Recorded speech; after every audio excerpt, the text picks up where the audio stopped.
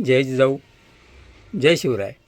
मत माझं, प्रतिक्रिया तुमची, यामध्ये आपलं सहर्ष स्वागत. काही गोष्टी, काही अजेंडे हे ठरवून केले जातात की काय, अशी आता शंका नाही, भीती वाटायला लागलेली आहे. तसं पाहिलं तर गुणरत्न सदावर्ते कायम मराठा विरोधी, शरद पवार विरोधी, ठाकरे विरोधी, राज ठाकरे विरोधी आणि काँग्रेस विरोधी देखील फक्त संधी शोधत असतात. ते का भाजपचे मांडलिक आहेत की भाजपच्या टाकलेल्या कुटक्यावर पोचलेले आहेत, हा प्रश्न उरतो. सांगायचं तात्पर्य, 2-3 दिवसापूर्वी एका रणरागिणीने मुंबईतील भाजप पुरस्कृत त्या VIP मोर्चामध्ये महाजनाला सुनावलं, गेट आउट हिअर, इथून चालते व्हा. का तर कुठल्याही मोर्चाला परवानगी असावी लागते. तो काही शेतकऱ्यांचा मोर्चा नव्हता, कष्टकऱ्यांचा नव्हता, कर्मचाऱ्यांचा मोर्चा नव्हता, तर भाडोत्री आणलेल्या बचत गटाच्या महिला आणि काही कार्यकर्ते असा मिळून तो मोर्चा होता. नारी शक्ती वंदन विधेयक नामंजूर झाल्याबद्दल. पण मोर्चा काढताना तरी थोडीशी तरी जनाची नाही तर मनाची वाटायला पाहिजे. तुम्ही मोर्चा कोणाच्या विरोधात काढताय? ज्ञान तुमच्या भाजप कार्यालयावर, सत्ता तुमचीच आहे, महाराष्ट्रात आहे, नगरपालिकेत आहे, दिल्लीमध्ये आहे. मोर्चा कसा काढावा याचंही भान त्यांना राहिलं नाही. आणि त्याच मोर्चामध्ये एक रणरागिणी आपल्या मुलाला शाळेतून आणण्यासाठी 1 ते 1.5 तास त्या रस्त्याच्या ट्रॉफिकमध्ये अडकली होती.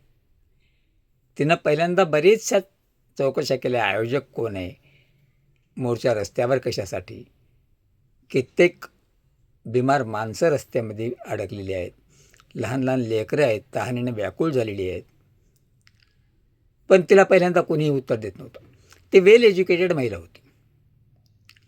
ती जेव्हा फाड बोलायला लागली, जेव्हा गिरीश महाजनांनासुद्धा ती इंग्लिशमधून बोलायला लागली की तुम्हाला समोर ग्राउंड आहे, मैदान आहे, तिथे जाऊन मोर्चा काढा, रस्ता खुला करा, ट्रॉफिक अडवू नका. तर त्यावर गिरीश महाजन म्हणतात, त्या महिला मला काय काय बोलत होत्या, मी गपगुमान सहन केलं. त्या तुम्हाला काहीही बोलल्या नाहीत. त्या काय बोलत होत्या हे सांगायचे बी शब्द नाहीत. म्हणतात मला ते समजण्यापलीकडे होतं. तुम्ही 8वी नापास, ते वेल एज्युकेटेड ग्रॅज्युएटेड महिला इंग्लिशमध्ये बोलतो, तुम्हाला काय समजणार? तुम्ही भ्रष्टाचार करून, वोट चोरी करून मंत्री झालेले. आणि त्या महिलेविरोधामध्ये या गुणरत्न सदावर्तेच्या मुलीनं, यांना आता मुलीला लॉन्च केलं आहे, कधी पत्नी, कधी स्वतः, आणि आता मुलीलासुद्धा लॉन्च केले आणि FIR दाखल झाली. ज्या महाराष्ट्रामध्ये 6 वेळा उपमुख्यमंत्री राहिलेल्या अजित पवारांचा विमान अपघात होऊन देखील महाराष्ट्राचे गृहमंत्री, गृहमंत्रालय आणि पोलीस खातं त्यांचा FIR दर्ज करून घेत नाही. तिथे एका महिलेनं नारी शक्तीवंदन विधेयक नामंजूर झाल्यावरच्या नंतर निघालेल्या मोर्चाला केवळ तुम्ही रिकाम्या जागेत करा, रस्ता रिकामा करा, शे ती सांगत होती.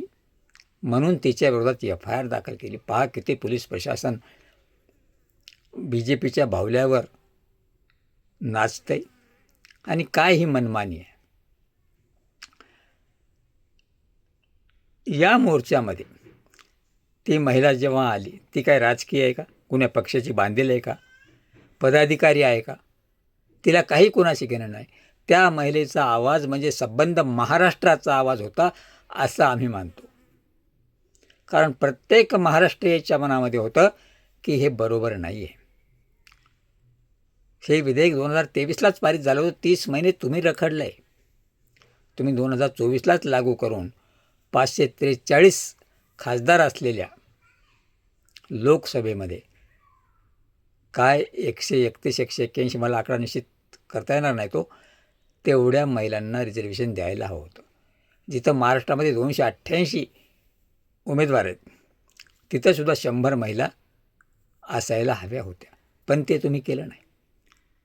तुमची बिनबोभाट 2029ची चाल आहे.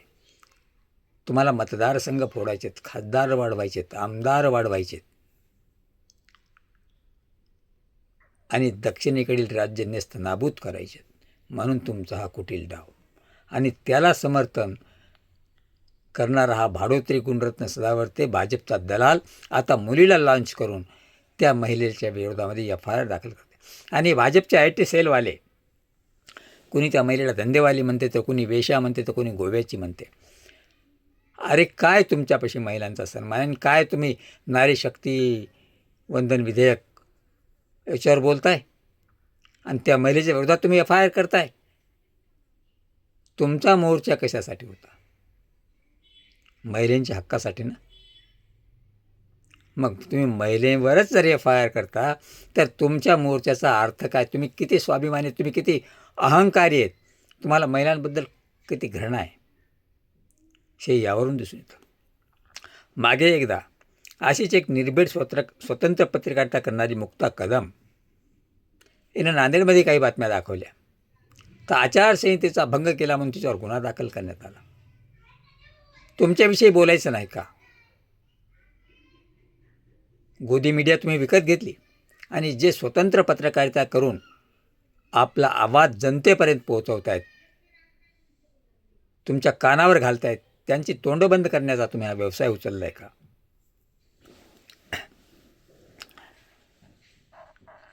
विचार जर केला तर तुम्ही या महिला रणरागिणीच्या विरोधामध्ये FIR दाखल करायला हवी नव्हती, करायला नको होती.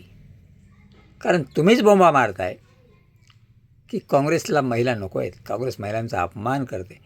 तुम्ही कुठला महिलांचा मान ठेवताय? याचं उत्तर आहे का तुमच्याकडं? जी एक महिला तुम्हाला पहिल्यांदा तुमचं पोलीस खात्यात तिला बोलत नाही आहेत, कोणी जाब देत नाही आहे आणि तिच्या विरोधात टोटल व्हिडिओमधून ऐकायला येते गो बॅक, हिला हकलून द्या, निघून जा, ह्या ज्या भाषा तुमच्या कार्यकर्त्यांनी वापरल्या त्या योग्य होत्या का? काय तुम्हाला महिला आरक्षणाचा पुळका, काय तुमची भाषा आणि काय ते जाड चष्म्यावाल्याच्या मुलीला लॉन्च केलेलं आहे आणि काय तुमचं पोलीस खातं. धन्य. या महाराष्ट्रात लोकशाही राहिली नाही. अजित पवारांच्या FIRबद्दल जर असे भाजपीनं मोर्चे काढले असते तर आम्ही समर्थन निश्चित केलं असतं, पण त्यावर मुक्क गप्प गिळून का? तुम्ही अशोक खराताविषयी का मोर्चा काढत नाहीत? कारण त्यात फडणवीसांचा फोटो आहे, तुमचं तोंड चुप्प आहे आणि एका साधारण वेल एज्युकेटेड महिलेवर निरपराध, तिचा गुन्हा काय, तिच्यावर ही लॉन्च केलेल्या सदावर्तेची मुलगी बोलते. कारण यांना इंग्लिश येत नाही म्हणून तिला इंग्लिशमधून बोलायला भाग पाडताय, FIR करायला भाग पाडताय. हे साजेसं नाही. BJPचे दिवस